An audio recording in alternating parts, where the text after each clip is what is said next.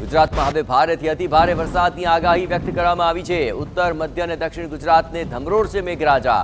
સૌરાષ્ટ્રમાં પણ ભારે વરસાદની હવામાન વિભાગે શક્યતા વ્યક્ત કરી છે। 3 જિલ્લાઓમાં વરસાદનું રેડ એલર્ટ જાહેર કરવામાં આવ્યું છે કે જેમાં જામનગર, દેવભૂમિ દ્વારકા અને વલસાડમાં રેડ એલર્ટ જાહેર કરવામાં આવ્યું છે। અન્ય જિલ્લાઓમાં પણ હળવાથી મધ્યમ વરસાદની આગાહી વ્યક્ત કરવામાં આવી છે।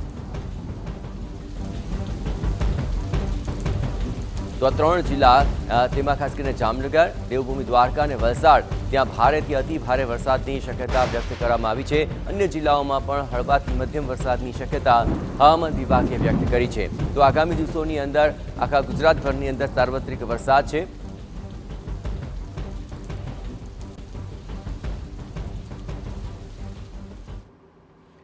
તો ક્યાં ક્યાં વરસાદ છે, ક્યાં ક્યાં આખરે રેડ એલર્ટ જાહેર કરવામાં આવ્યું છે અને સમગ્ર ગુજરાતની અંદર સાર્વત્રિક વરસાદ લઈને હવામાન વિભાગે શું શક્યતા વ્યક્ત કરી છે તે આપને બતાવવાનો પ્રયત્ન કરીશું। સૌપ્રથમ આપણે એ પણ જણાવી દઈએ કે ભારેથી અતિ ભારે વરસાદ ક્યાં છે। તો ખાસ કરીને જામનગર, દેવભૂમિ દ્વારકા અને વલસાડ આ 3 એવા વિસ્તારો છે। આ 3 વિસ્તારોની અંદર ભારેથી અતિ ભારે વરસાદ વરસી શકે છે। ઉપરાંત જૂનાગઢ, અમરેલી અને ભાવનગર કે જ્યાં વરસાદનું ઓરેન્જ એલર્ટ જાહેર કરવામાં આવ્યું છે, આ તમામ વિસ્તારોની અંદર પણ ઓરેન્જ એલર્ટ છે। એ સિવાય આ તમામની આસપાસના વિસ્તારોમાં પણ સાર્વત્રિક વરસાદની શક્યતા વ્યક્ત કરાય છે।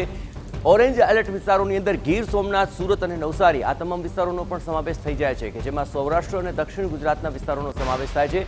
આ તમામ વિસ્તારોની અંદર ઓરેન્જ એલર્ટ જાહેર કરાયું છે એટલે કે આગામી દિવસોની અંદર પણ વધારે મહત્તમ વરસાદ વરસવાના આ તમામ વિસ્તારો છે। એ ઉપરાંત અહીં તાપી અને ડાંગ જિલ્લાની અંદર પણ ઓરેન્જ એલર્ટ જાહેર કરાયું છે। દક્ષિણ ગુજરાતમાં જ્યાંથી વરસાદ શરૂ થયો ઘણો લાંબો સમય સુધી અહીં જ વરસાદ રોકાઈ ગયો હતો અને હવે વરસાદ આગળ વધી રહ્યો છે અને આ વિસ્તારોની અંદર યલો એલર્ટ જાહેર કરાયું છે જેમાં અરવલ્લી, મહીસાગર અને છોટાઉદેપુર આ તમામ વિસ્તારોને પણ સમાવેશ થઈ જાય છે।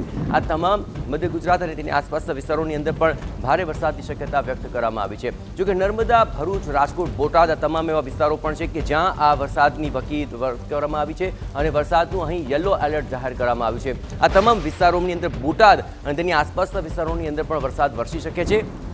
સૌથી મહત્વની બાબત છે નર્મદા અને તેની આસપાસના જે તમામ વિસ્તારો છે ત્યાં પણ આખરે આ તમામ વિસ્તારોમાં વરસાદી માહોલ છવાઈ ગયો છે। આપણે જણાવીએ કે આ તમામ વિસ્તારો એવા છે કે જ્યાં આગામી સમયની અંદર ભારેથી અતિ ભારે વરસાદ વરસી શકે છે। એટલું જ નહીં, મધ્યમથી હળવા વરસાદની પણ શક્યતાઓ વ્યક્ત કરવામાં આવી છે।